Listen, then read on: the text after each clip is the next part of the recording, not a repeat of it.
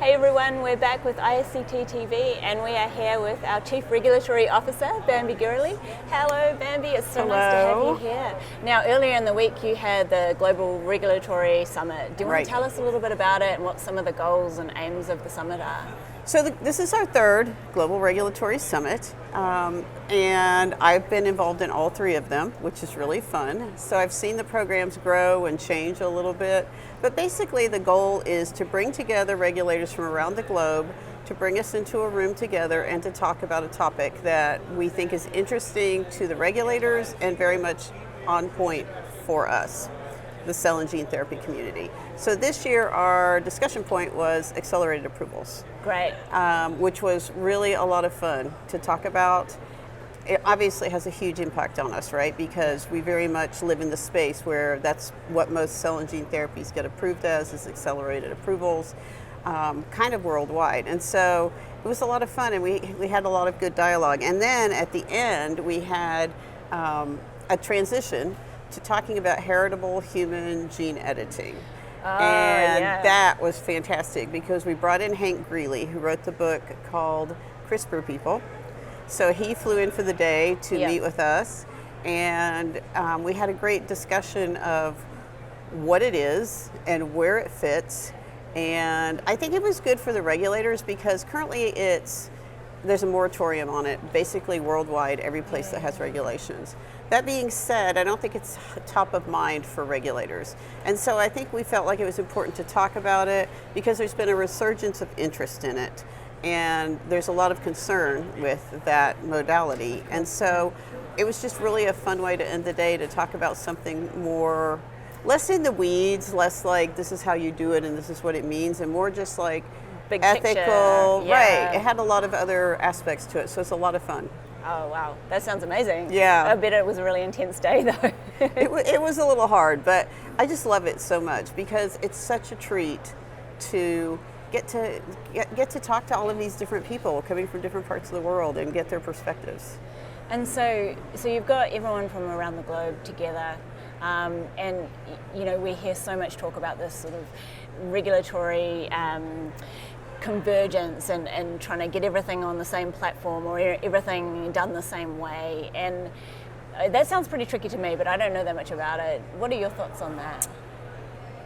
I have a lot of thoughts about it that almost contradict themselves, but I think that the concept is good. Yeah. I think that it would be nice.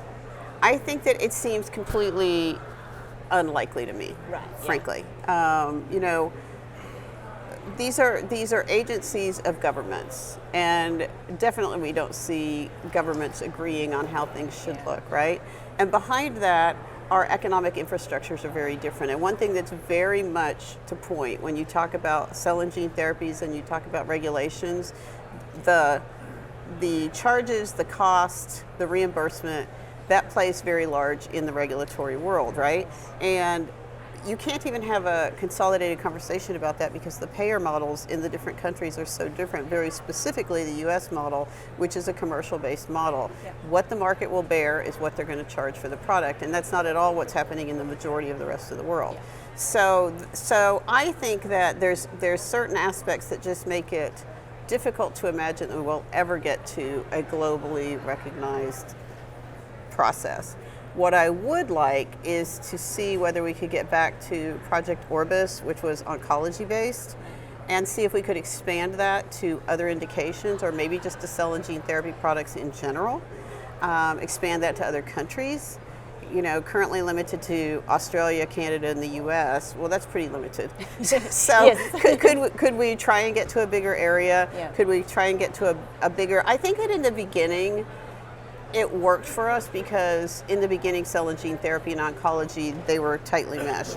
As you've seen in this meeting, and I'm sure with people you've met with, we're getting into other treatment areas outside of oncology, but cell and gene therapy is cell and gene therapy in a way that I think small molecules aren't small molecules, right? Those go across all kinds of mechanisms of actions and risks. Our products look sort of similar-ish, right? Roughly similar processes. Yes, yeah. And so I think that it would be interesting to see if we can't make some progress there, which would allow for more collaboration to say, you, Australia, reviewed this product, or I'll pick a different, we'll say New Zealand. New Zealand us reviewed this. You had a certain number of patients treated. You felt it was safe and effective.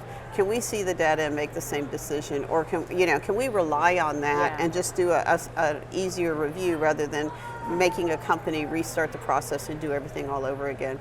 I think that would be a huge improvement for us and a huge step towards a more consolidated review process. But before we leave this topic, one more thing I want to say about that is, through discussion of accelerated approvals, I was shocked by how much it's similar already.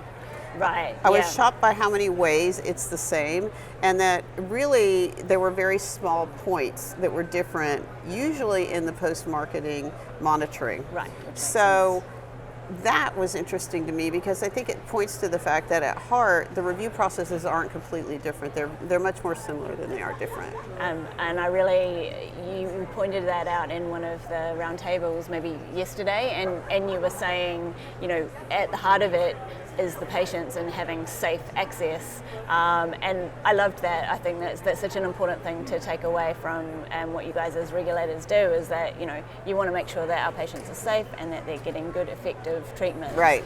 I think that regulators like to say every regulator in the world is doing a risk-benefit ratio, a risk-benefit assessment, period. That's what we're all doing, right? And we all want our benefit to outweigh the risk, whatever that is.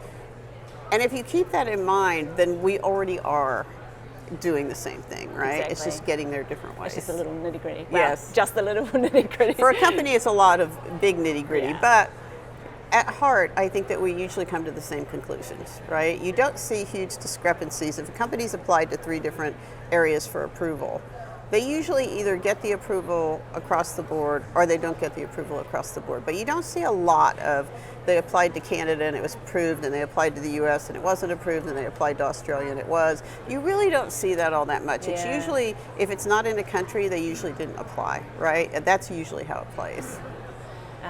All right, one last question, then we'll let you get on with your busy day. What's been your best take-home moment from ISCT 2025 so far? So far, well, I have to admit that I personally adore Hank Grilley, so having him in the room for the GRS was so much fun, and he is so much fun, and I feel like he brings so much fantastic energy to the meeting. But I really liked the roundtables I had with Bruce and Miguel, Phil Vanek.